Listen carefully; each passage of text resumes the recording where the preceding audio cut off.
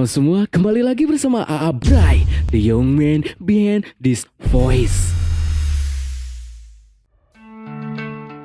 Scene diawali dengan diperlihatkan sebuah toa yang mengatakan jika di area gersang dekat pemukiman warga sedang dilakukan latihan senjata yang dilakukan Angkatan Pertahanan Nasional. Untuk itu, para warga dihimbau agar menjauh dan tak usah memperdulikan kebisingan serta apapun yang terjadi di sana. Yang ternyata hal tersebut bukanlah seperti yang diumumkan, sebab sebuah rumah kini sudah porak-poranda karena menjadi incaran gerombolan pasukan elit bersenjata. Bahkan dari kejauhan, seorang pria menggunakan sniper sudah bersiap mengeceng dan juga menembak target yang berada di rumah incarannya. Yang mana di dalam rumah terlihat ada seorang perempuan ABG bersama seorang wanita yang terluka dan juga seorang pria, membuat kita bertanya-tanya apakah yang sebenarnya terjadi, sebab si ABG penghuni rumah yang bernama Jong Ji-an seolah menjadi incaran untuk segera dilenyapkan. Dimana Ji-an walaupun masih ABG ternyata memiliki kemampuan yang sangat di luar nurur, sebab dirinya dengan mudah bisa membaca situasi genting yang ia hadapi saat ini. Bahkan dirinya bisa balik menembak si pria yang mengecengnya dengan sniper.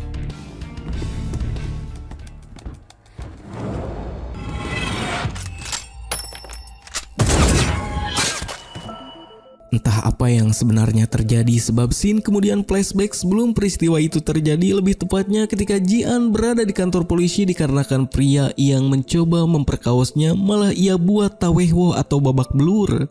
Petugas polisi yang menangani hal tersebut dibuat kebingungan sebab Ji-an di usia belianya malah dengan mudah membuat seorang pria dewasa babak belur dengan mudah. Bahkan Ji-an seolah bisa menghindari CCTV yang merekam tindakannya ketika menghajar si pria yang mencoba memperkaosnya.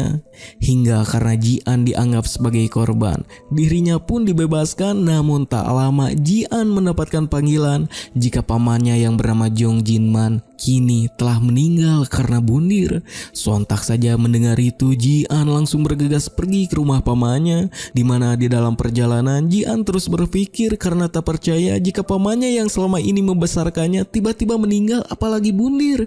Terlebih lagi Ji-an merasa pamannya tak memiliki alasan kuat yang bisa menjerumuskannya untuk berbuat bundir. Ji-an yang merasa hal tersebut sangatlah aneh mencoba bertanya kepada petugas polisi yang menangani kematian pamannya, dimana petugas polisi mengatakan jika mereka tak menemukan keanehan dari kematian Jin-man, membuat Ji-an harus percaya dan merelakan kehilangan pamannya. Ketika Ji-an berada di rumah pamannya, dirinya dihampiri oleh seorang pria yang tadi ada di scene awal bernama Jong Min, yang mana Ji-an mengingat Jong Min merupakan teman masa kecilnya yang selalu membantu dirinya ketika selalu mendapatkan perundungan dari teman-teman sekolahnya. Jong Min sendiri mengaku kepada Ji-an jika dirinya adalah pekerja paruh waktu yang membantu Jin-man dalam bisnis penjualan selang air di online shop, serta dirinya lah orang yang menemukan Jin-man setelah melakukan bundir. Mendengar itu, Ji-an hanya berterima kasih karena Jong Min sudah membantu pamannya. Setelah itu Ji-an kemudian bersiap untuk menerima tamu yang akan melayat pamannya, dimana di sana Ji-an melihat keanehan sebab ada beberapa orang yang melayat, namun tak pernah Ji-an lihat sebelumnya. Bahkan teman-teman sekolah Jin-man pamannya pun tak mengenali orang-orang tersebut. Hingga setelah melihat jenazah pamannya dikremasi, Ji-an yang tak pernah terlihat menangis malah menjadi gibahan orang-orang yang mengatakan jika Ji-an tak peduli dan tak memiliki empati kepada pamannya yang telah mengurusnya sedari kecil. Akan tetapi saat di rumah ketika Ji-an mengingat kebiasaan pamannya sewaktu hidup, Ji-an pun tak bisa membendung air mata kesedihannya sebab kini pamannya sudah tak ada. Dan hal itu dilihat oleh Jong Min yang kembali datang untuk memberikan ponsel milik Jin-man yang ia temukan. Ji-an yang masih tak mengetahui apapun kemudian membuka ponsel jadul milik pamannya, di mana keanehan mulai Ji-an temukan tatkala melihat jika saldo uang yang dimiliki Jin-man pamannya sangatlah banyak, membuat Ji-an meminta bantuan Jong Min untuk mencari tahu apakah uang yang berada di saldo Jin-man memanglah hasil dari penjualan selang di online shop. Namun setelah dilihat, Jong Min pun mengatakan jika hal tersebut sangatlah tak mungkin karena keuntungan dari penjualan selang tak mungkin sebesar itu. Jongmin yang memiliki kemampuan dalam bidang IT mencoba mencari sesuatu yang ada di situs online milik Jinman. Hingga tak disangka dirinya malah menemukan situs lain yang mengarah ke sebuah web ilegal bernama Murthub, yang ketika diingat oleh Jian, tulisan Murthub pun sudah dibuat tato oleh Jinman di tangannya.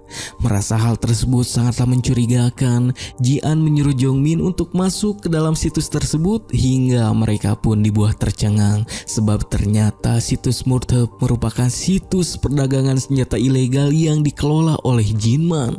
Yang tak lama masuk ke dalam situs tersebut, Jian mendapatkan pesan dari seseorang yang mengatakan jika setelah Jinman mati, maka sekarang giliran Jian. Dan tak lama dari itu, bel rumah pun kemudian berbunyi yang seketika membuat Jian dan juga Jongmin parno. Jian yang masih tak mengerti dengan semua rahasia yang ia temukan mencoba bertanya kepada tamu yang datang, di mana tamu tersebut merupakan seorang wanita yang ada dan terluka di scene awal bernama Min Hye yang kini sedang bersiap masuk dengan senjata di tasnya. Jian yang kini mulai ketakutan meminta kepada Min Hye untuk pulang karena dengan alasan dirinya akan beristirahat. Tetapi Min Hye tiba-tiba berada di pintu depan yang seketika membuat Jian rewas. Tak hanya itu, terlihat jika drone-drone canggih sudah berdatangan ke kediaman Jinman untuk mengincar Jian. Entah apa yang terjadi ke depannya sebab scene kembali flashback ketika Jian kecil yang pertama kali bertemu dengan Jinman, di mana saat itu Jinman yang sudah bertahun-tahun tak pulang tiba-tiba pulang ketika nenek Jian meninggal, dan untuk pertama kalinya Jinman memberikan nasihat kepada Jian agar bisa menjadi kuat sebab orang kuat tak pernah menggonggong, walaupun tentu nasihat tersebut diabaikan oleh Jian sebab saat itu Jian masih sangatlah kecil. Dan untuk pertama kali pula Jian melihat jika pamannya bukanlah orang sembarangan sebab baru saja datang ke rumah. Tiba-tiba teman pamannya datang dengan kondisi seperti dikejar oleh seseorang yang tak lama datanglah dua orang yang langsung mempateni temannya Jinman, di mana Jian yang masih kecil dan tak mengerti apapun mencoba sekuat tenaga untuk bersembunyi, walaupun pada akhirnya tetap saja ketahuan. Untung saja Jian yang lumayan cerdik bisa kabur walaupun dirinya harus masuk ke rumah sakit karena tertabrak mobil. Hingga Jian kecil mendengar jika petugas polisi membicarakan jika kini ayah dan ibunya sudah tiada karena dipateni oleh dua orang tadi. Dan hal itu membuat Jian trauma, tetapi walaupun masih kecil, Jian menyadari jika dua orang tadi akan datang ke rumah sakit untuk mengincarnya. Untuk itu ketika malam Jian langsung bergegas bersembunyi dengan masuk ke kamar mayat, di mana dua orang yang mengincarnya pun berhasil menemukan Jian kecil. Namun ketika Jian akan dipateni, Jinman datang dan dengan sangat mudah berhasil membuat kedua orang tadi innalillahi. Dan dari sanalah awal mula Jian diasuh oleh Jinman. Tetapi karena saat itu Jian masih kecil, ingatannya akan hal tersebut hilang dan kini mulai menjalani hari-harinya di rumah Jinman yang selalu mendapatkan didikan keras untuk tak cengeng dalam hal apapun walaupun Jian masih kecil. Yang tanpa sepengetahuan Jian, ternyata pamannya begitu mengkhawatirkan Jian karena harus memiliki pengalaman buruk di usia belianya, walaupun Jian kini lupa akan hal itu. Seolah merasa bersalah, Jinman berusaha menjadi paman yang baik dengan menggantikan peran kedua orang tua Jian untuk bertanggung jawab dalam hal pendidikan Jian, walaupun hal tersebut tak pernah sekalipun ditunjukkan Jinman di depan Jian. Bahkan Jinman seolah hari-hari atau cuek dengan kondisi Jian. Hal itu sengaja Jinman lakukan untuk mendidik Jian agar bisa mandiri, walaupun dari belakang Jinman selalu mengawasi Jian untuk memastikan keselamatannya. Jian yang awalnya tak terbiasa dengan kecuekan yang dilakukan Jinman pamannya, lama-kelamaan membuatnya terbiasa. Bahkan ketika dirinya oleh teman-temannya, Jian tak pernah mengatakan hal itu kepada Jinman dan hanya Jongmin lah yang selalu membantunya. Hingga satu peristiwa terjadi ketika Jinman yang sedang sibuk baru mengetahui jika Jian dikerem oleh temannya di sebuah gedung, dan ketika datang menyelamatkan Jian, Jinman pun dengan perasaan sedih sekaligus khawatir kini mulai memikirkan bagaimana caranya Jian agar bisa kuat dan melawan orang yang berusaha mencelakainya. Hingga dari kejadian itulah Jinman pun selalu melatih Jian untuk bisa bela diri, walaupun hal tersebut sangatlah susah sebab Jian tak pernah serius. Hingga scene pun berganti di mana kini Jian sudah ABG. Jinman yang masih melihat jika Jian masih belum bisa melindungi dirinya sendiri kemudian mengajaknya untuk pergi menginap di sebuah gunung dengan alasan rumah yang mereka tempati akan direnovasi. Saat tiba di gunung, Jinman berpura-pura sakit dan menyuruh Jian untuk pergi seorang diri mencari obat dan juga pertolongan dengan berbekal sebuah map serta sebuah ketapel, sebab di gunung yang mereka datangi banyak sekali anjing-anjing hutan yang sangat ganas. Jian yang tak mengetahui jika dirinya sedang diuji oleh pamannya dengan polosnya malah mengiyakan perintah tersebut, hingga ketika di jalan Jian bertemu dengan anjing-anjing hutan yang terlihat lapar. Jian yang teringat dengan nasihat Jinman pamannya untuk bisa kuat dalam situasi apapun mencoba melawan anjing-anjing hutan yang mencoba memangsanya dengan menggunakan ketapel yang diberikan Jinman. Walaupun pada akhirnya Jinman pun turun tangan membantu Jian. Setelah itu Jinman kemudian menyuruh Jian untuk belajar cara membidik sasaran dengan ketapel yang ia berikan, serta mengenalkan kepada Jian mengenai pistol dan juga cara melepaskannya serta merakit kembali semua komponennya, hingga pada akhirnya Jian bisa mengerti dan mahir menggunakan senjata walaupun dirinya masih tak mengerti mengenai kegunaan yang diajarkan pamannya. Scene kemudian kembali ke masa sekarang, di mana setelah Jian merasa jika Min-hee sudah pergi, dirinya dipanggil oleh Jong-min yang mengatakan jika situs Murthep merupakan situs yang sangat canggih sebab hanya bisa dioperasikan oleh orang yang berwenang saja, dan hanya orang-orang yang memiliki kode akses sesuai kualifikasinya yang bisa membeli di situs ini, serta barang yang dijual di sana semuanya tak bisa dibeli begitu saja walaupun memiliki uang, sebab memiliki syarat, yaitu pembeli yang menginginkan senjata harus sesuai kode kualifikasi yang didapatkan mereka. Dan ada satu catatan yang penting, jika orang-orang yang sudah menerima kode dari situs Murthep tak boleh menyerang orang yang memiliki kode hijau, dan jika melanggar maka setiap orang yang sudah memiliki kode maka mereka semua harus mempertaruhkan nyawanya demi melindungi pemilik kode hijau. Dan sekarang orang yang memiliki kode hijau hanya 2 orang saja, yaitu Jinman dan satu lagi adalah Jian. Mendengar penjelasan dari Jong-min membuat Jian bingung karena dirinya sama sekali tak mengerti apapun, hingga tak lama getaran pun terjadi, yang mana ketika dilihat ternyata pagar rumah sudah hancur oleh sebuah drone canggih yang diterbangkan seseorang. Jian yang melihat dirinya kini menjadi incaran langsung bergegas menghindar, dan dengan sedikit trik Jian berhasil menghancurkan drone yang mengincarnya.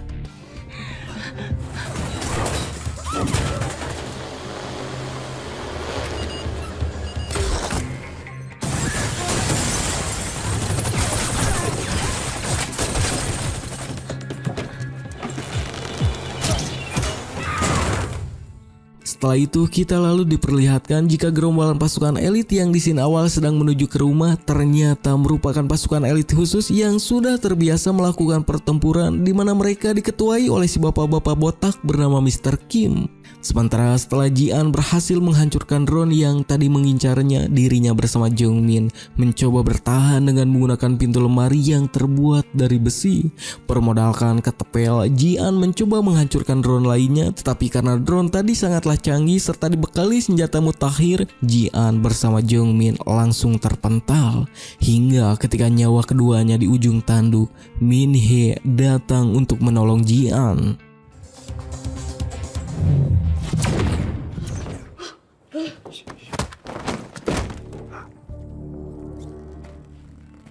Awalnya tentu Jian dan juga Jong-min tak percaya kepada Min-hee. Bahkan Jian mencoba menyerang Min-hee setelah membuat Jong-min tak sadarkan diri sebelumnya.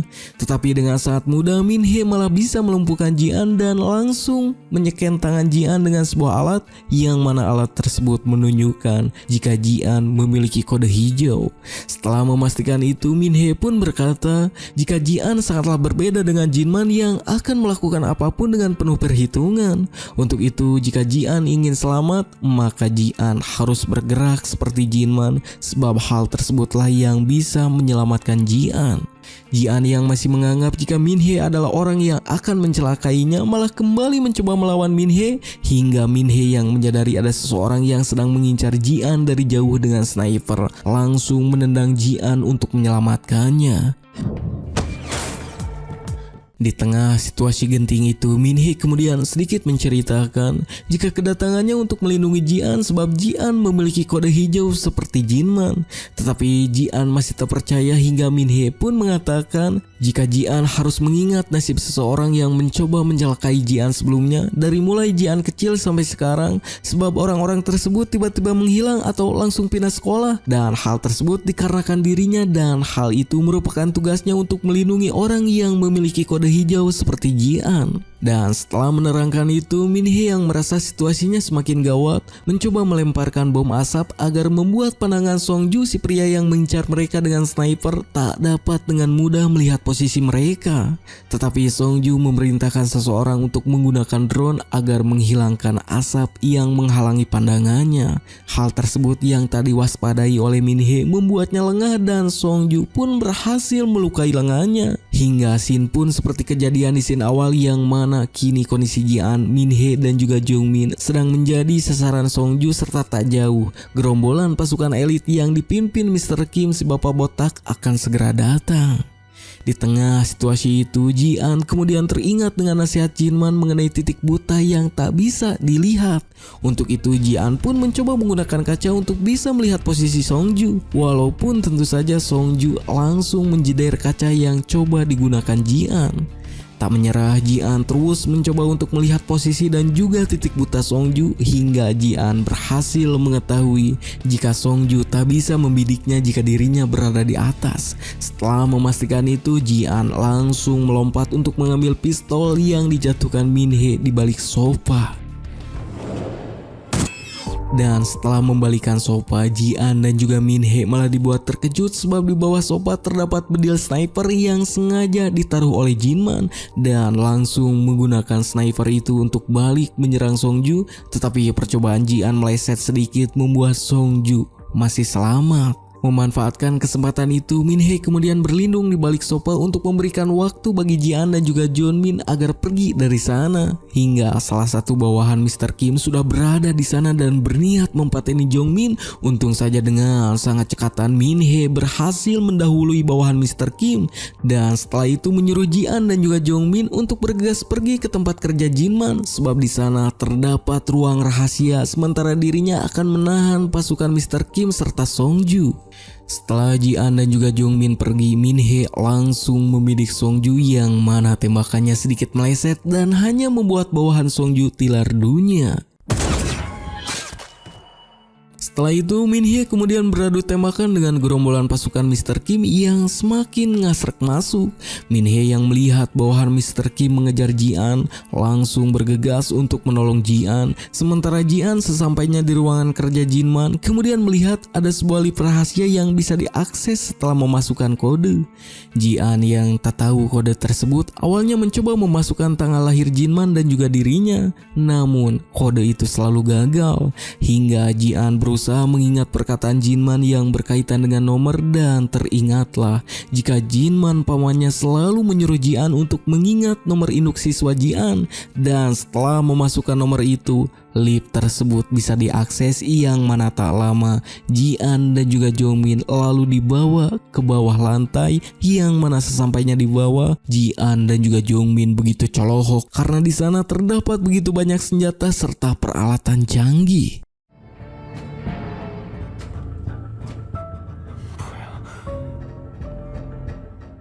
Akan tetapi tak disangka tiba-tiba di sana ada seorang pria yang mengaku bernama Brother yang langsung menodongkan senjata kepada Ji-an.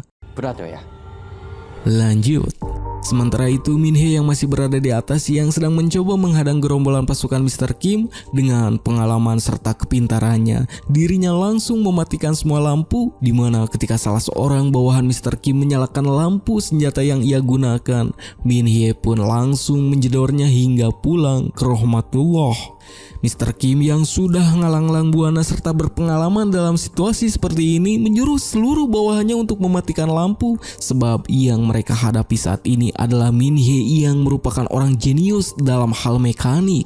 Mr. Kim yang kemudian menyadari posisi Min Hee menyuruh seluruh bawahannya untuk memberondong Min Hee. Akan tetapi Min Hee sudah berganti posisi dan tanpa disadari dengan cepat langsung mengincar salah satu bawahan Mr. Kim yang berada di hadapannya. Setelah itu dengan cerdik Min-hee berpura-pura sedang digadabah, membuat dua orang bawahan Mr. Kim lengah dan tentu saja Min-hee langsung menjedor keduanya dengan sangat mudah.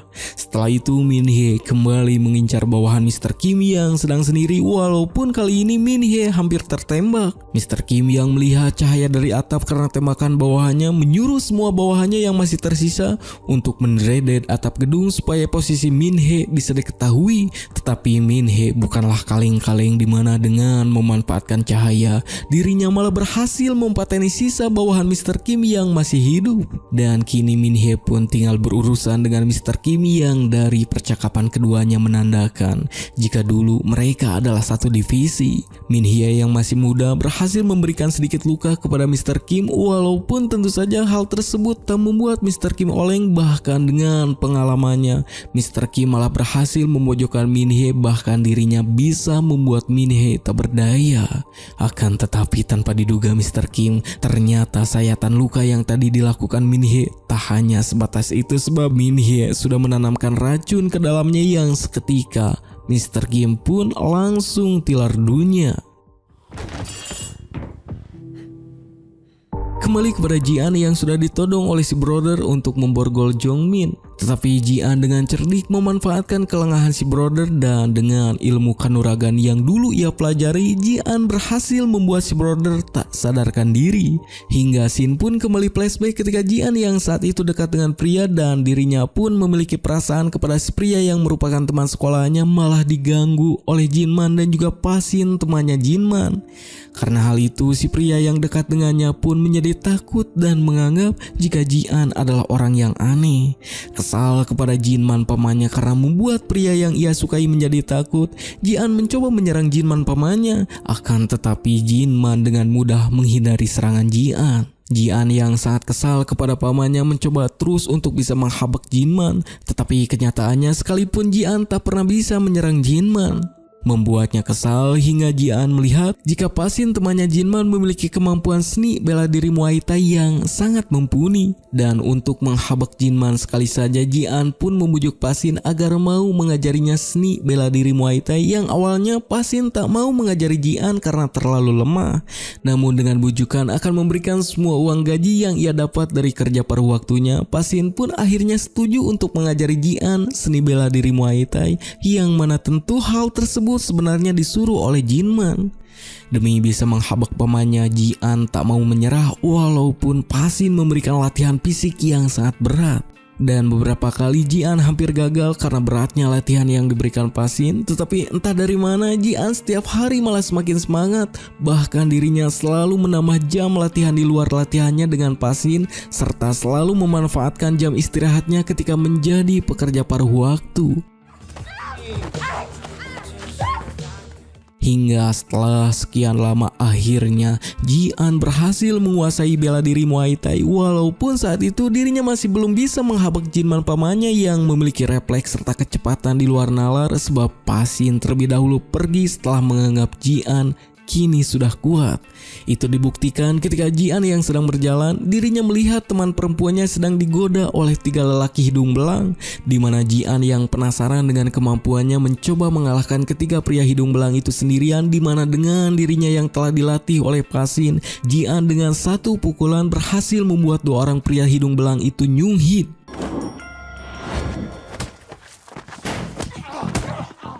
Tetapi ketika akan melawan 1 orang lagi yang kedapatan membawa senjata, Jinman langsung datang dan dengan mudah mengalahkan si pria hidung belang. Dan setelah itu Jinman kembali menasihati Ji-an untuk tak bertindak seperti tadi, sebab jika seseorang sudah menggunakan senjata maka lebih baik Ji-an menghindari hal tersebut. Scene kembali ke masa sekarang. Setelah membuat si brother tak sadarkan diri, Ji-an pun melihat jika selama ini kemanapun dirinya pergi dan tinggal selalu diawasi dari sana. Kesal dengan itu, Ji-an pun menanyakan hal itu kepada si brother, apakah semua itu dilakukan oleh Jinman pamannya. Tetapi si brother sama sekali tak menjawab, hingga ketika Ji-an dan juga Jong-min lengah, si brother bisa melarikan diri. Hingga ketika Ji-an mencoba mengejar si brother, dirinya malah diporos masuk ke dalam lubang yang sengaja diarahkan oleh si brother, yang di sana terdapat sebuah layar yang memperlihatkan keadaan di ruangan senjata. di mana si brother yang menggunakan alat infrared kemudian mematikan semua lampu membuat Jongmin tak bisa melakukan apapun dan pada akhirnya berhasil ditawan. Setelah menawan Jongmin, si brother menyuruh Ji-an untuk membuka laci yang berada di sana yang terdapat sebuah buku mengenai peraturan serta kini Ji-an akan mewarisi Murti Hope jika Ji-an bersedia. Sebab dengan itu si brother berjanji akan menuruti apapun yang diperintahkan Ji-an, yang mana tanpa berpikir panjang Ji-an pun langsung menyetujui jika dirinya akan menjadi pewaris Murti Hope menggantikan Jinman pamannya. Setelah itu Ji-an yang dibebaskan dari ruangan tadi kemudian menyuruh si brother agar membebaskan Jongmin. Namun si brother menolak sebab menurut si brother Jongmin adalah orang yang telah membuat Jinman meninggal. Mendengar itu Ji-an tentu tak percaya. Terlebih lagi Jongmin terus-terusan berkata jika dirinya tak mungkin melakukan itu. Hingga si brother pun menyuruh Ji-an untuk membuka sebuah file di komputer yang di sana ada bukti yang ia sebutkan. Ji-an yang mendengar itu mencoba menuruti perkataan si brother, tetapi Jongmin mengatakan jika hal itu adalah jebakan dan mengatakan jika itu dilakukan maka kemungkinan si brother sudah menyiapkan hal lain yang hanya bisa dilakukan Ji-an, membuat Ji-an ragu. Terlebih lagi Jongmin mengatakan jika ia tak mungkin berniat mencelakai Ji-an dan juga Jinman sebab saat dulu dirinya merupakan orang yang melaporkan kepada Jinman ketika Ji-an dikurung di gudang saat masih kecil. Merasa kini dirinya tak tahu harus percaya kepada siapa, Ji-an pun kembali mengingat nasihat Jinman yang mengatakan jika semua keputusan harus bisa dilakukan oleh Ji-an apapun resikonya. Mengingat hal itu Ji-an akhirnya memutuskan untuk percaya kepada Jongmin dan menyuruh si brother untuk keluar membawakan amunisi dan juga obat untuk Min-hye. Hingga setelah si brother pergi, Jongmin pun langsung memeluk Ji-an dan berterima kasih karena telah percaya kepadanya. Akan tetapi tanpa diduga ternyata Jongmin menyuntikkan obat kepada Ji-an yang membuat Ji-an oleng, lalu menceritakan mengenai kejadian dulu ketika Ji-an dikurung di gudang, dimana walaupun dirinya adalah orang yang memberitahu Jinman, tetapi dirinya juga merupakan orang yang mengurung Ji-an, membuat kita mengetahui jika Jongmin adalah seorang psikopat yang entah apa tujuannya. Scene kemudian diperlihatkan jika kini Songju yang masih hidup sudah memanggil pasukan elit lain yang lebih kuat. Bahkan kini mereka dipersenjatai dengan senjata-senjata yang sangat canggih. Cerita berlanjut dengan diperlihatkan jika Jongmin merupakan salah satu komplotan organisasi kejahatan yang bernama Babylon. Dan kini setelah berhasil melumpuhkan Ji-an, seseorang menghubungi Jongmin agar segera melenyapkan Ji-an. Yang mana Jongmin yang belum pernah membunuh seseorang terlihat ragu, tetapi karena dirinya pun diancam, Jongmin pun mau tak mau harus menuruti perintah itu.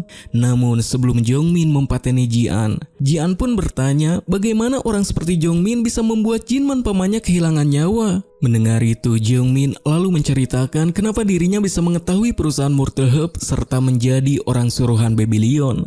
Dimana cerita pun sedikit flashback ketika Jongmin yang memiliki keahlian dalam bidang IT berhasil meretas situs Murti Hope dan menceritakan hal itu kepada temannya. Hingga karena itu Jongmin dan juga temannya didatangi oleh gegeduk Babylon yang langsung menculik mereka berdua dan keduanya disuruh untuk memperlihatkan kemampuan mereka dalam meretas sesuatu.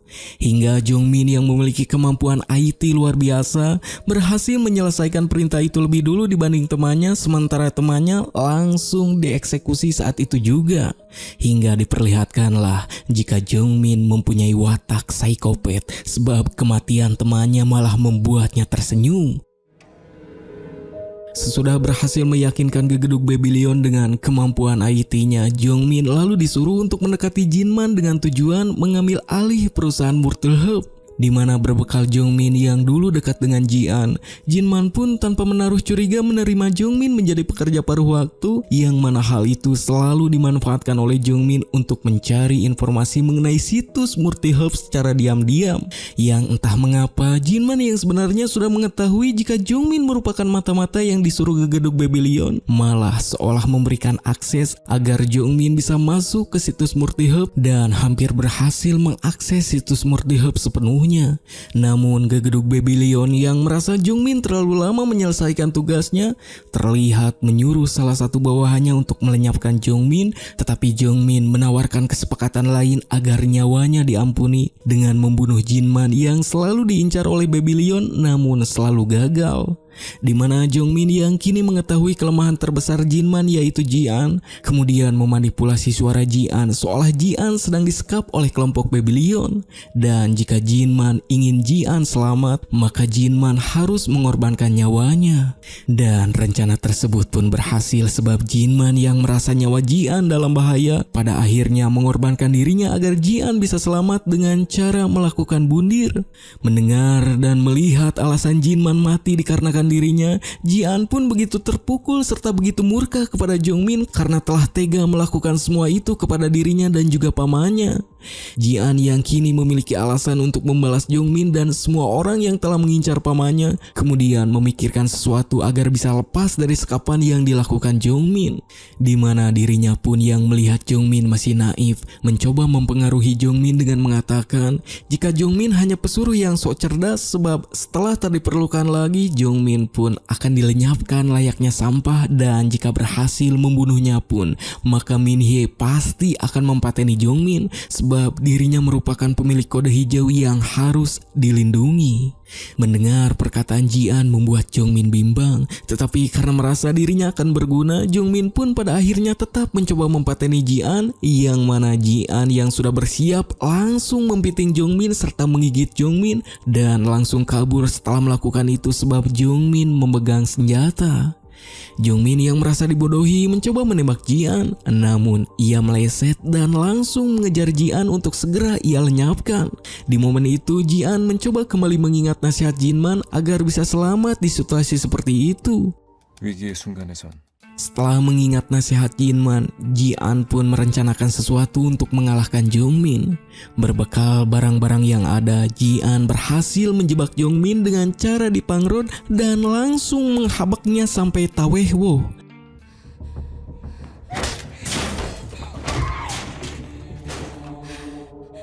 Sementara itu si brother yang sedang mengobati luka Minhye terlihat mengatakan jika kini kemungkinan pasukan Babylon yang mengincar Jian dan juga Murti-Help akan semakin berdatangan, membuat Minhye sedikit mengeluh sebab merasa stok senjata serta amunisi tak akan cukup untuk melawan pasukan Babylon. Mendengar itu si brother pun menghancurkan sebuah dinding rumah untuk memperlihatkan jika Jinman bosnya sudah mempersiapkan hal tersebut, bahkan rumah yang saat ini dijadikan tempat berlindung sebenarnya memiliki pertahanan yang super canggih yang sangat sulit ditembus bahkan oleh sebuah rudal. Mendengar itu Minhye sedikit tak percaya hingga si brother pun kemudian mengakses sebuah kode yang seketika rumah tersebut pun berubah ke mode bertahan dengan menutup semua akses masuk. Songju yang melihat itu dari kejauhan langsung menyuruh ketua pasukan bernama Kuma untuk segera bergegas sebab ia tak menyangka jika Jinman sudah mempersiapkan hal itu. Dimana sebelum semua akses masuk tertutup rapat, robot anjing terlebih dahulu berhasil masuk. Minhye yang melihat itu berusaha melumpuhkan robot anjing itu, namun robot anjing itu memiliki kemampuan yang sangat cepat dan tak bisa dengan mudah dilumpuhkan sebab peluru pun tak bisa menembusnya.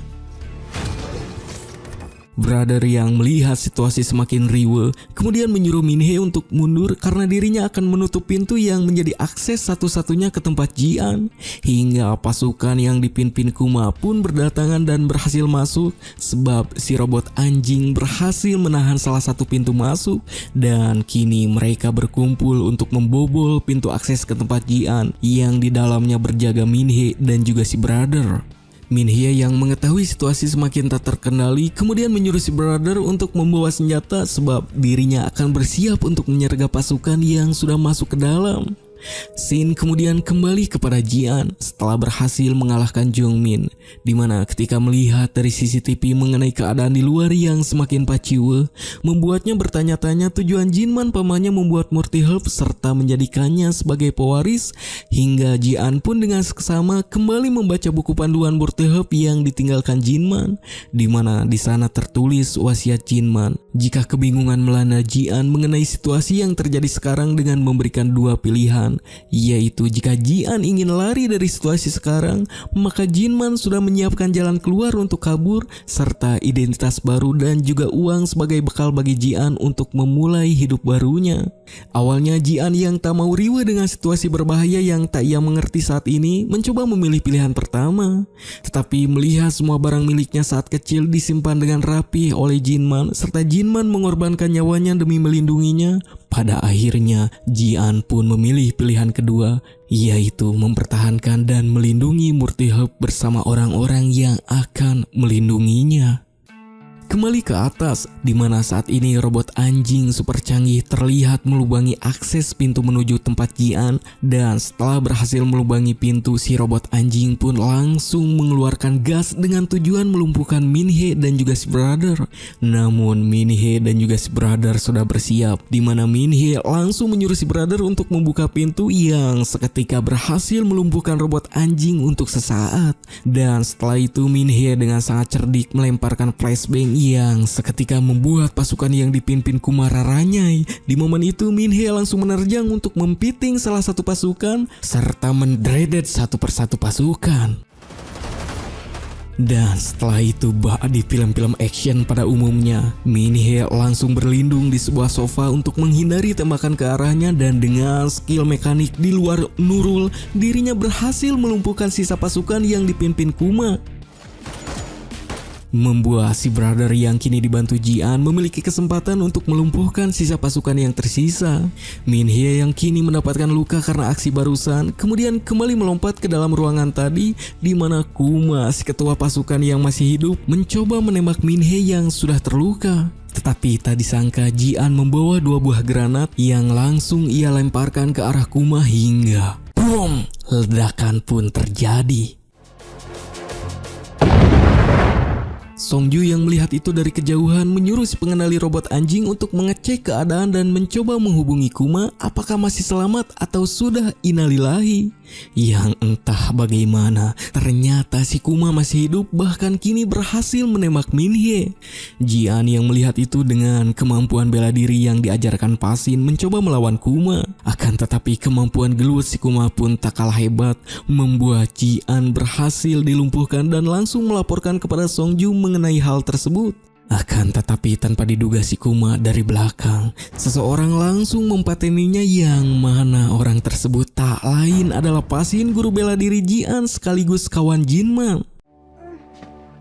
Pasin yang melihat kondisi Ji-an begitu shock mencoba menenangkannya, tetapi Pasin mengatakan jika Ji-an harus kembali bersiap sebab seseorang bernama Bell yang telah mempateni seluruh keluarga Ji-an akan segera datang.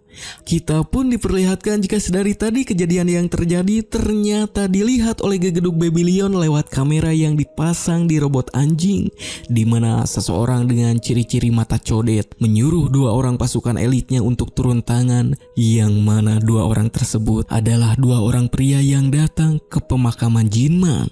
Setelah itu scene kemudian kembali flashback, di mana kali ini kita akan diberitahu mengenai siapakah Jinman sebenarnya dan juga sosok Bell yang dikatakan Pasin tadi. Diceritakan 14 tahun yang lalu, ternyata Jinman merupakan seorang komandan pasukan militer bayaran yang tengah mendapatkan tugas untuk mengawal seseorang dari pasukan pemberontak agar bisa selamat sampai ke Korea. Diperlihatkan juga walaupun saat itu Jinman berada di tengah-tengah hujan peluru, tetapi dirinya tetap santai seolah sudah terbiasa akan situasi berbahaya.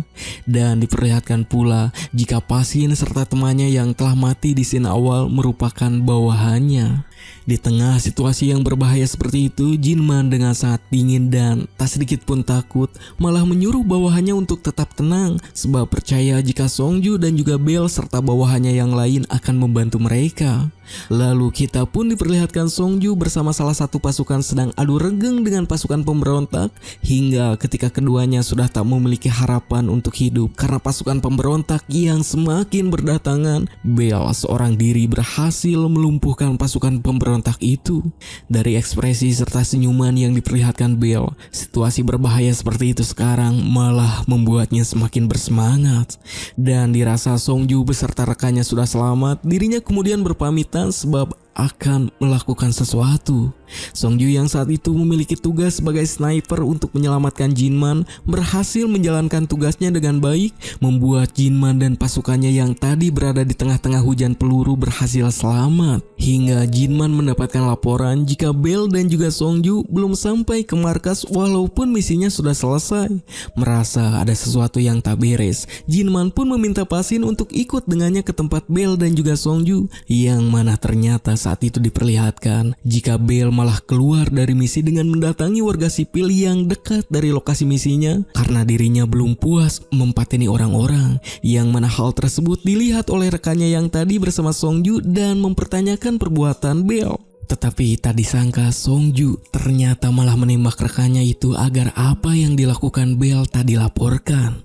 Dimana Jinman yang kebetulan mendengar suara tembakan itu langsung datang ke sana dan melihat jika rekannya sudah meninggal. Dan dengan entengnya Songju bersama Bell mengatakan jika rekan mereka meninggal disebabkan oleh warga sipil, tetapi Jinman yang merasa hal tersebut tidak mungkin kemudian mempertanyakan hal tersebut. Hingga tanpa diduga mereka didatangi oleh seorang anak kecil yang mana Bell tanpa ampun langsung mempateni anak itu walaupun Jinman sudah memerintahkan Bell untuk diam. Dan atas hal itu Bell pun mendapatkan sidang kode etik sebab para warga sipil menjadi korban. Di mana yang menjadi saksi dalam persidangan kode etik itu adalah Songju dan juga Jinman, yang tentu saja Songju yang merupakan satu komplotan mengarang cerita jika Bell tak bersalah. Sementara Jinman yang melihat jika Bell memang melakukan aksi di luar misi, awalnya akan melaporkan tindakan Bell tersebut. Tetapi karena desakan atasannya yaitu si bapak yang merupakan gegeduk Babylon, Jinman pun pada akhirnya melakukan kesalahan dengan menutupi kelakuan bejat Bell yang membuat Bell terbebas dari sidang kode etik. Di mana ketika mereka akan kembali ke Korea, kini akibat Jinman yang mencoba menyalahkan Bell, sebagian bawahan sudah berbelok dan menganggap Bell lebih hebat darinya. Bahkan Songju berani menceramahi Jinman di depan semua pasukan, membuat Pasin yang memiliki loyalitas tinggi kepada Jinman balik menceramahi Songju. Hingga hampir terjadi pertikaian darah antara Pasin dan juga Songju serta dua orang yang kini membelot kepada Bell.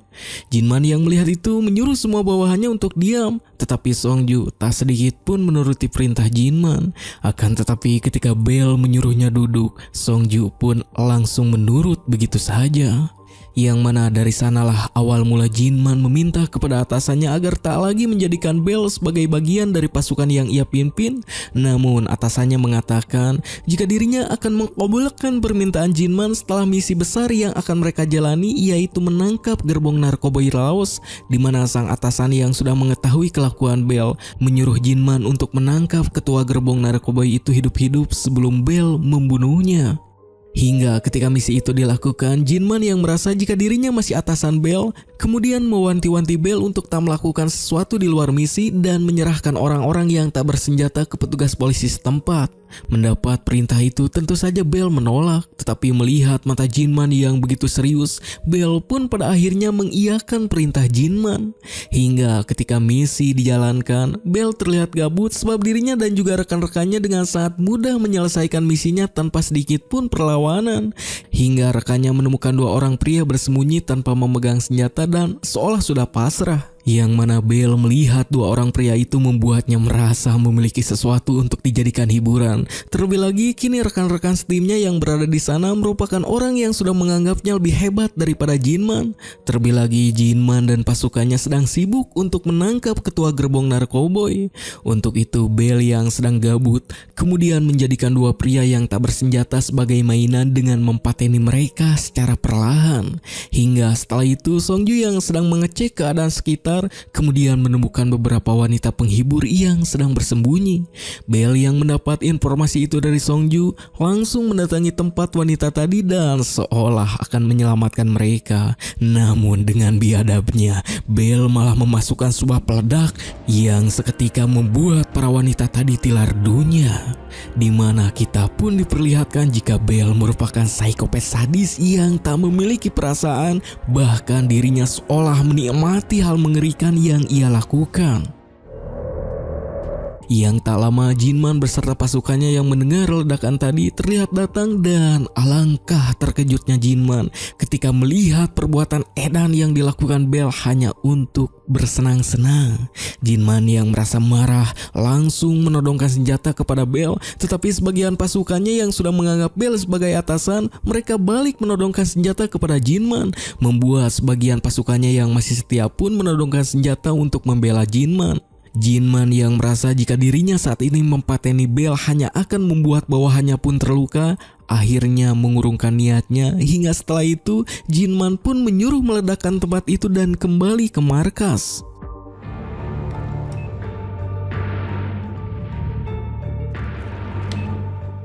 Namun ketika Jinman seorang diri, dirinya menemukan jika masih ada seorang wanita yang bersembunyi dan wanita tersebut adalah Minhee.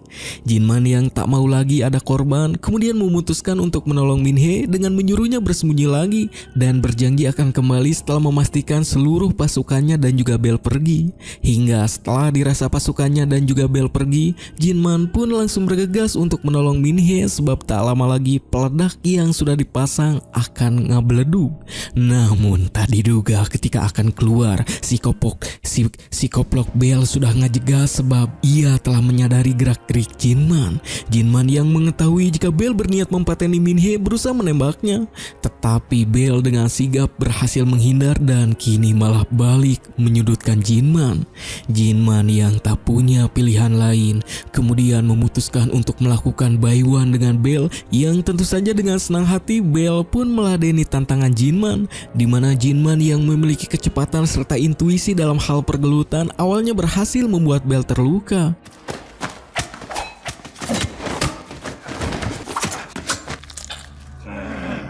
Akan tetapi layaknya psikopat pada umumnya, Bell berhasil bangkit bahkan luka yang ia terima seolah tak berpengaruh. Dan kini dengan sangat mudah Bell pun balik menyudutkan Jinman serta membuat Jinman tak bisa berbuat apa-apa. Untung saja saat itu Minhee datang membantu dengan menjedor mata Bell dan disusul dengan Jinman yang langsung menurih Bell beberapa kali. Di momen itu Bell yang sudah sekarat bersumpah kepada Jinman jika dirinya tak meninggal saat ini, maka Bell akan mempateni semua orang yang Jinman sayangi. Mendengar itu, Jinman sebenarnya ingin memastikan kematian Bell, tetapi melihat peledak yang dipasang sebelumnya sebentar lagi akan ngebeleduk, Jinman pun berasumsi bahwa Bell akan tilar dunia saat itu. Singkat cerita, setelah kejadian itu Jinman pun melaporkan kepada atasannya jika kematian Bell disebabkan oleh pasukan pemberontak yang datang secara tiba-tiba, di mana dirinya bisa selamat karena dekat dengan pintu keluar. Hingga setelah itu Jinman pun memutuskan untuk mengambil cuti dari pasukan dan kembali kepada keluarganya, dan untuk pertama kalinya Jinman pun melihat Jian yang masih kecil. Tetapi ternyata atasannya menyuruh orang untuk mengawasinya dan entah apa yang terjadi hingga Jinman mendirikan Murti Help. Namun yang jelas Bell yang disangka Jinman telah innalillahi, pada kenyataannya yang sangat mustahil, ternyata Bell masih hidup dan terlihat mendatangi Songju dengan penampilan barunya. Tentu saja Songju begitu terkejut dengan kedatangan Bell.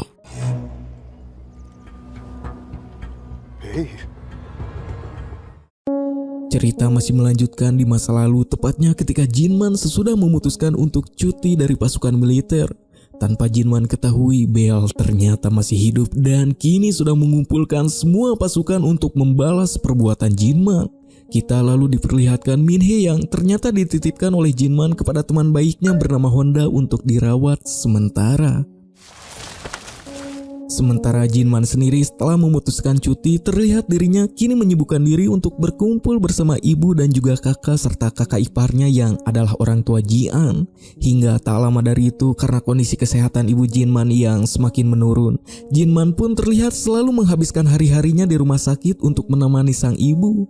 Hingga di sana ibu Jinman yang sangat menyayangi Jian mewanti-wanti atau memberikan wasiat kepada Jinman untuk menjaga dengan sepenuh hati Jian keponakannya. Di mana waktu itu tanpa Jinman sadari, Bell beserta pasukannya sudah mengincar keluarga Jinman. Di sisi lain, kita akhirnya diperlihatkan kembali kepada Honda sahabat Jinman yang kini di ruangan rahasianya dirinya tinggal bersama Min-hee, di mana Honda ini mempunyai kekurangan yaitu tidak bisa berbicara. Dan ternyata Honda adalah pedagang senjata ilegal sebelum Jinman mendirikan Murderhulk. Hingga karena itu Honda selalu berhati-hati dan selalu waspada sebab pekerjaannya sangatlah berbahaya. Hal itu diperlihatkan ketika Honda berada di ruangan rahasianya, kemudian melihat sekelebat bayangan misterius dari CCTV yang mencoba menyusup. Dirinya dengan sigap dan dengan penuh kewaspadaan langsung mengambil senjata untuk mengecek siapakah orang yang mencoba masuk ke rumahnya, yang ternyata orang tersebut adalah Jinman. Hingga diperlihatkanlah persahabatan mereka yang begitu kuat sebab Honda dengan bahasa isyarat mengatakan jika rencana ke depan akan membuat usaha perdagangan senjata ilegalnya semakin besar dengan bantuan adiknya yang memiliki kemampuan IT luar biasa, dan adik yang dimaksud Honda tak lain adalah si Brother. Sementara itu Min-hee yang akhirnya kembali bertemu dengan Jinman terlihat begitu senang. Hingga saat Min-hee yang belum memiliki kemampuan gelut seperti di masa sekarang, talentanya sudah tercium oleh Honda sebab dengan sekali lihat Min-hee bisa merakit senjata yang baru ia lihat. Jinman yang mendengar itu awalnya terlihat tak percaya hingga saking asiknya berbincang dengan Honda. Jinman pun lupa waktu serta tak menyangka jika ibunya yang berada di rumah sakit didatangi oleh Belle yang sebelumnya bersama para bawahannya yang dulu dikomandai Jinman. Mereka sudah merencanakan untuk melenyapkan Jinman bersama seluruh keluarganya. Walaupun rencana itu terlihat tak disetujui oleh salah seorang bawahan Jinman bernama Junchol, karena Junchol merasa tak perlu sampai harus melibatkan keluarga Jinman. Tetapi karena hal itu merupakan keinginan Belle, Junchol pun pada akhirnya menuruti rencana itu, di mana Belle yang kini berada di rumah sakit layaknya seorang psikopat langsung mempateni ibu Jinman.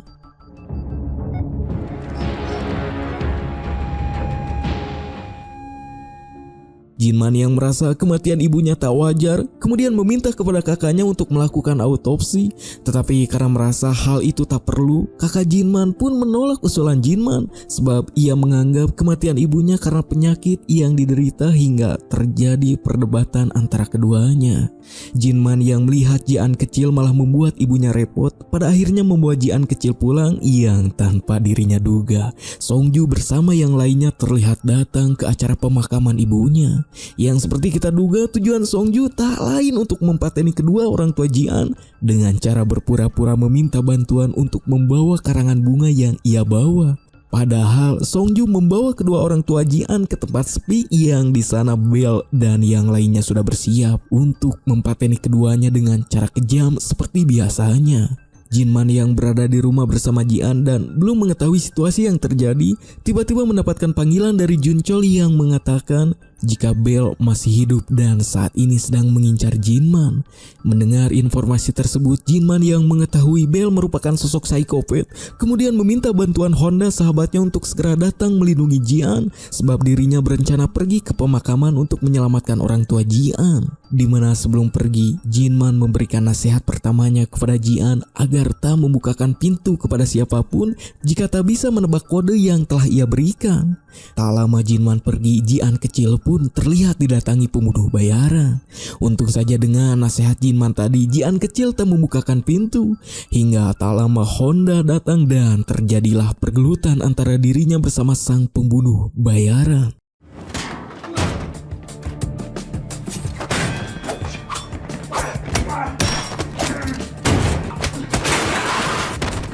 Yang mana Honda berhasil mempateni sang pembunuh bayaran tersebut dan berhasil masuk setelah memberikan kode kepada Ji-an. Namun tak disangka di luar Songju dan juga bawahannya terlihat datang, di mana Honda pada akhirnya dipateni dengan mudah oleh Songju.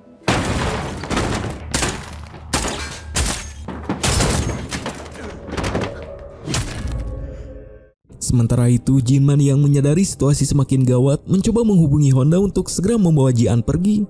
Hingga di perjalanan, mobil yang ia kendarai dicegat oleh seseorang dan ketika akan menghindar, sebuah truk yang melaju kencang langsung menubruk mobilnya. Serta tak hanya itu, dari dalam truk tersebut muncullah beberapa orang pasukan yang langsung memberondong mobil Jinman. Tetapi Jinman yang sudah prepare sebab mobil yang ia kendarai merupakan mobil anti peluru dan dengan sigap balik memberondong berondong pasukan yang mencoba menyerangnya.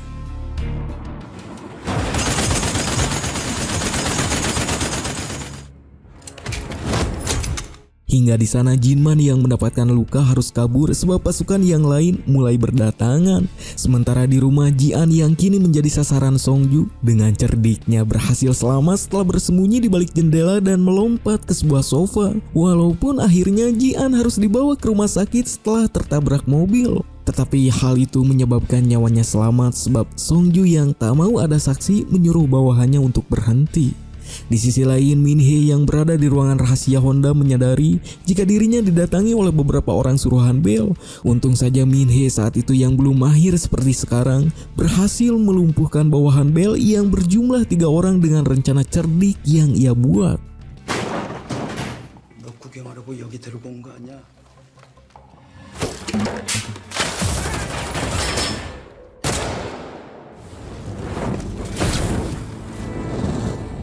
Shin kemudian berpindah kepada Pasin di kediamannya, di mana dirinya saat itu pun sudah pensiun dari pasukan tentara bayaran dan memutuskan untuk membuka lembaran baru.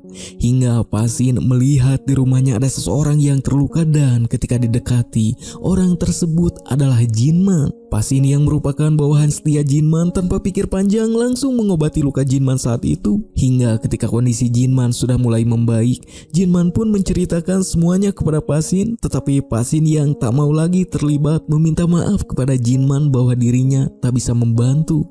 Mendengar itu, dirinya pun mengerti dengan keputusan Pasin dan hanya meminta menyiapkan sebuah senjata sebab dirinya harus bergegas menyelamatkan Jian. Sementara di markasnya, Bell yang marah karena Jinman serta Min-hee bisa lolos dengan kejamnya terlihat melampiaskan kekesalannya kepada bawahannya sendiri hingga aksinya terhenti ketika Yonghan gegeduk Babylon yang merupakan atasan Jinman datang dengan tujuan menyuruh Bell dan yang lainnya untuk menghentikan rencana mereka sebab perusahaan Babylon lah yang akan mengambil alih karena kini Jinman sudah dianggap sebagai pengkhianat dan akan menghukum Jinman untuk dijadikan contoh bagi pasukan lain. Yang mana tentu saja Bell menolak usulan itu sebab dirinya ingin mempateni Jinman dengan tangannya sendiri. Tetapi dirinya pun tak bisa menolak Yonghan karena merupakan atasannya. Hingga tak lama dari itu, Jian yang berada di rumah sakit didatangi oleh bawahan Yonghan. Namun lagi-lagi Jian kecil yang memang memiliki kecerdasan berhasil memberikan banyak waktu dengan cara bersembunyi di ruangan jenazah hingga Jinman keburu datang dan dengan amarahnya Jinman langsung mempateni seluruh pasukan yang dikirim Yonghan.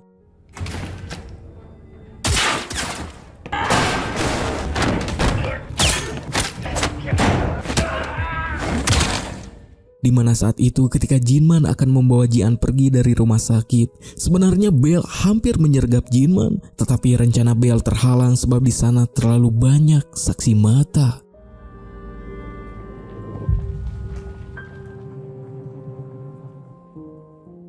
Setelah itu Jinman yang mengetahui situasi pelik yang ia hadapi semuanya berasal dari Babylon terlihat mendatangi kediaman Yonghan atasannya yang kebetulan di sana berkumpul anak dan juga cucunya. Yonghan yang mengetahui kemampuan Jinman dengan mudahnya bisa mempateni keluarganya akhirnya membuat kesepakatan dengan Jinman, yaitu tak akan mengincar Jinman lagi dan juga memastikan jika Bell akan menuruti perintahnya. Hingga setelah itu Jinman yang menyadari hal tersebut hanyalah sementara kembali mendatangi Pasin untuk bersiap jika sesuatu yang buruk kedepannya akan kembali datang dengan cara membuat rumah canggih sekaligus bunker rahasia tempat perusahaan Murder Hub. Lalu merekrut si brother adiknya Honda untuk menjalankannya dan tak lupa membawa Min-hee kembali untuk dilatih oleh Pasin.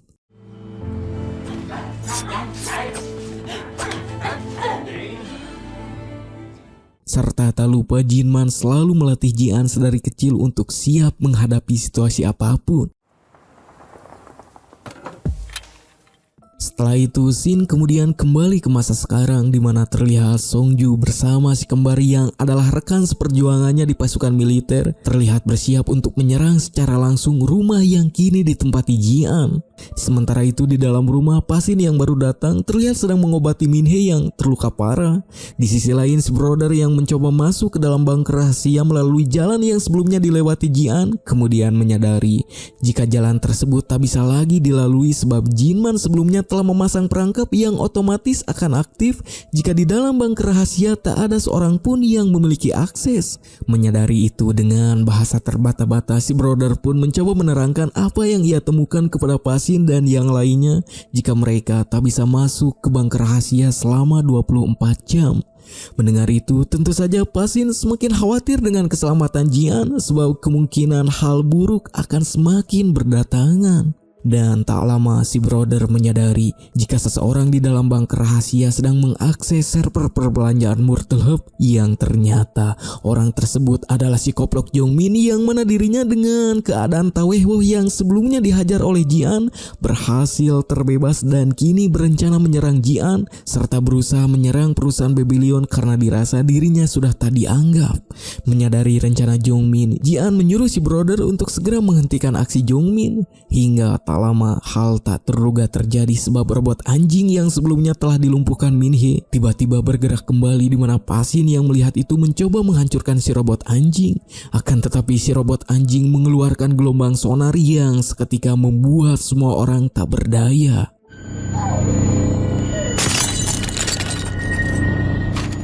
Pasin kemudian menyuruh Jian untuk segera pergi membawa si brother, sementara dirinya bersama Minhe akan menghentikan robot anjing itu.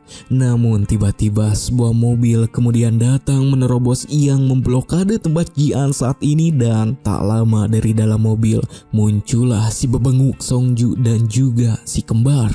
Di mana Minhe dengan kondisi terluka bersama Pasin tak bisa langsung menyelamatkan Jian karena keduanya dihadang oleh si kembar.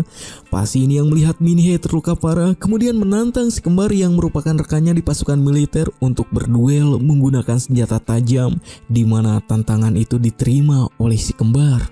Walaupun Pasin kalah jumlah, tetapi dengan kemampuannya yang terkenal sangat cepat, awalnya berhasil membuat si kembar kewalahan. Tetapi karena kalah jumlah, Pasin pun pada akhirnya terdesak, sementara Songju yang berada di ruangan dengan Jian terlihat dengan santuinya mencari Jian layaknya seekor kucing, hingga Jian yang sudah membulatkan tekadnya mencoba mendahului menyerang Songju. Walaupun tentu saja dengan mudahnya Songju berhasil mematahkan serangan Jian. Saat Jian sedang terdesak, si brother mencoba untuk membantu, tetapi dengan mudah pula Songju berhasil melumpuhkan si brother dengan menembakinya. Jian yang mencoba lari kemudian melihat jika Pasin bersama Minhe yang sedang terdesak, hingga dengan sisa-sisa tenaga Minhe berhasil membuat si kembar terjatuh dan disusul oleh Pasin yang langsung mempateni salah seorang si kembar. Pasin kemudian menyuruh Jian untuk segera lari, sementara dirinya akan mencoba menghadapi si kembar yang tersisa. Jian dalam pelariannya mencoba kembali masuk ke bunker rahasia melalui jalan yang sebelumnya ia lewati bersama Jongmin, tetapi karena liftnya satu arah, Jian pun tak bisa masuk. Yang tak lama dirinya melihat si bebenguk Songju yang sudah datang menyusulnya. Dalam situasi itu Jian kemudian berpikir tentang nasihat Jinman yang telah diajarkan kepadanya, di mana Jian pun mencoba membuat sebuah rencana untuk menjebak Songju. Songju sendiri yang masih merasa jika Jian merupakan bocah puber malah bermain-main dan tak waspada, yang hal itu dimanfaatkan oleh Jian sebab dirinya berhasil menodongkan senjata yang ia bawa kepada Songju. Tetapi karena Jian belum pernah menjedor seseorang sebelumnya, keraguan kembali menyelimutinya. Terlebih lagi Jian mengetahui jika Songju merupakan orang yang telah mempateni orang tuanya dulu.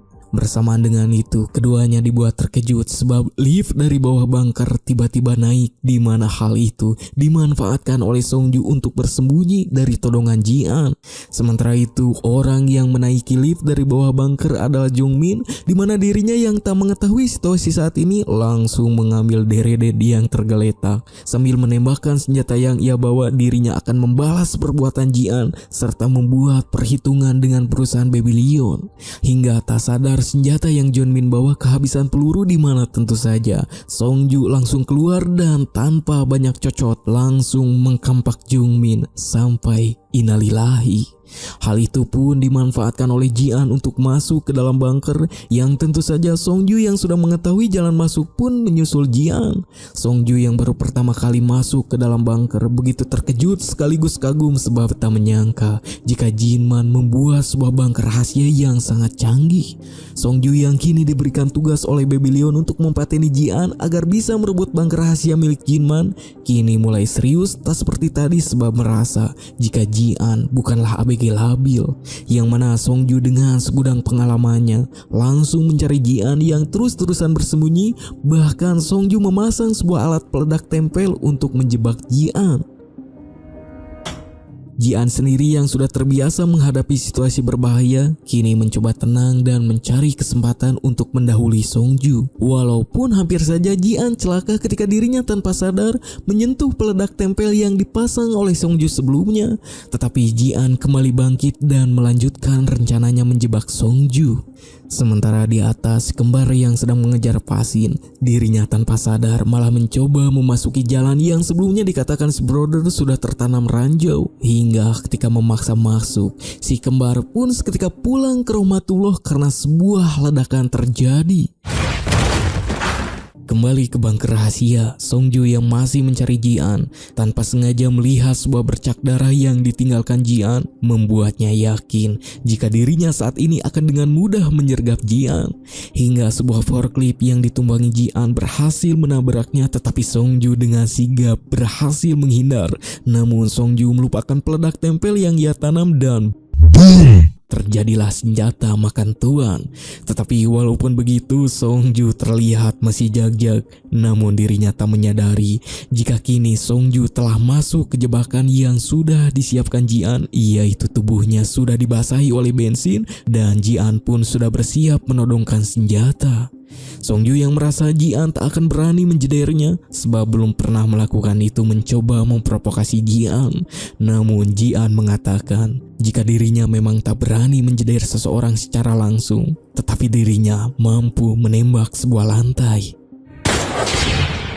Di mana seketika tubuh Song-ju langsung terbakar, akan tetapi tak disangka Ji-an karena bunker yang dibuat Jinman sangatlah canggih. Seketika pula air untuk memadamkan api pun menyala, membuat tubuh Song-ju yang tadi terbakar kini mulai padam. Song-ju yang merasa dirinya dipermainkan oleh seorang bocil dengan penuh amarah langsung mengambil kampaknya dan mencoba mempateni Ji-an. Namun tak disangka Ji-an pun pada akhirnya menjeder Song-ju sampai innalillahi. Dan tak lama datanglah si brother yang ternyata masih hidup sebab dirinya menggunakan rompi anti peluru dan mengabarkan jika Pasin masih hidup. Tetapi keadaan Min-hee saat ini dalam kondisi kritis karena luka parah yang dideritanya. Dalam kondisi itu, si brother kemudian langsung mengakses server utama Mortal Hub untuk berubah bunker ke mode bertahan. Hingga tak lama si brother pun melihat di layar monitor jika pelanggan Mortal Hub yang memiliki kode merah kini berdatangan dan terlihat lihatlah di luar reng-rengan pembunuh bayaran untuk bersiap menerobos sebab mereka tergiur dengan uang hadiah yang ditawarkan perusahaan Babylon jika bisa mempateni Ji-an dan yang lainnya. Ji-an yang menyadari kondisi saat ini mereka tak bisa terus-terusan menahan serangan yang mencoba mengincarnya, kemudian berpikir seperti Jinman, di mana dirinya pun terpikir sebuah rencana untuk mengusir para pembunuh bayaran.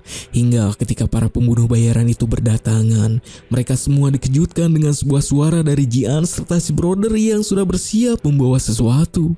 Ji-an layaknya Jinman pamannya kemudian berkata kepada semua pembunuh bayaran jika saat ini dirinya merupakan pemilik Mortal Hub yang bisa mengakses apapun seperti Jinman. Untuk itu Ji-an pun menawarkan kepada semua pembunuh bayaran yang datang akan memberikan uang hadiah seperti yang dijanjikan perusahaan Babylon jika mereka mau pergi.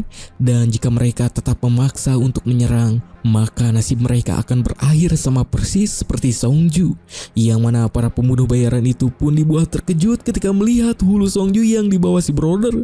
Melihat itu mereka semua pun langsung ketakutan dan akhirnya memilih untuk mundur sebab merasa tawaran Ji-an lebih menguntungkan daripada harus memaksa masuk dan bernasib seperti Song-ju. Sesudah itu Pasin yang merasa bangga dengan yang dilakukan Ji-an mencoba memberitahukan kepada Min-hee. Tetapi Pasin melihat jika Min-hee sudah tak sadarkan diri karena luka parahnya. Ji-an sendiri yang merasa situasi kini sudah cukup aman, dirinya kembali naik ke atas untuk melihat Pasin dan juga Min-hee. Tetapi setelah berkeliling, Ji-an tak menemukan Pasin dan juga Min-hee, membuat dirinya menangis jadi-jadinya karena tak tahu harus berbuat apa.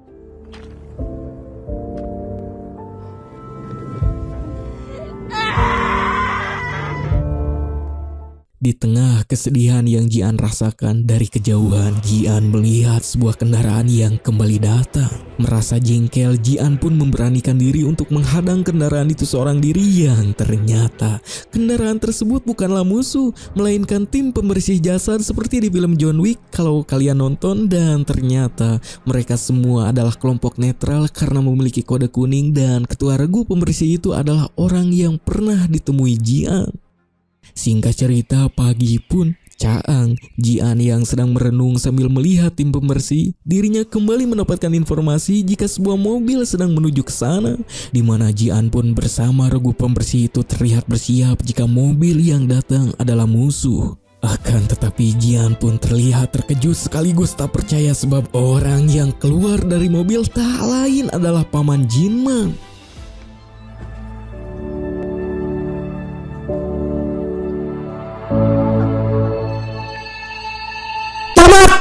Ending yang sangat gantung terian atau nanggung, dan Abrai yakin akan ada season keduanya karena seperti yang kita ketahui, jika Bell sang antagonis utama belumlah keluar serta masih banyak misteri yang belum terungkap seperti kehadiran Jinman di scene akhir. Namun entah kapan season keduanya tayang, tetapi semoga saja bisa secepatnya. Sebelum menutup videonya, Abrai mengucapkan terima kasih seageng-agengnya kepada kalian yang selalu support Abrai tiada henti. Semoga kalian diberikan kemudahan serta kesehatan di tengah cuaca serta keadaan yang tak kondusif. Amin. Serta waspadalah dengan serangan fajar. Abrai bersama kru yang bertugas pamit undur pamit ungkur dari hadapan kalian, dan bye.